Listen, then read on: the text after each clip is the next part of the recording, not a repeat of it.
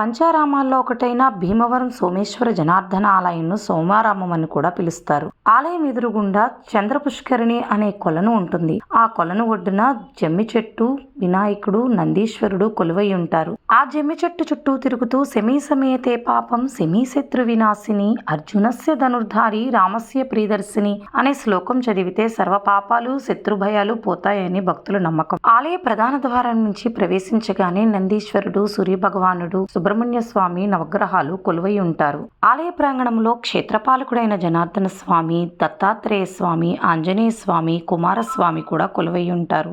ఇక్కడ స్వామి శివలింగాకారంలో ఉంటారు. స్వామికి పైభాగాన పై అంతస్తులో అన్నపూర్ణాదేవి కూడా కొలువై ఉంటారు. ఇక్కడ 5 నందీశ్వరులు కొలువై ఉండటం, శివలింగం పౌర్ణమి అమావాస్యకి రంగులు మారటం విశేషాలైతే మరో విశేషం సూర్యకిరణాలు స్వామిని తాకుతాయంట. భీమవరం గురుపూడిలో ఉన్న ఈ సోమారామం తప్పకుండా దర్శించుకోవాల్సిన ప్రదేశం. ఓం నమః శివాయ.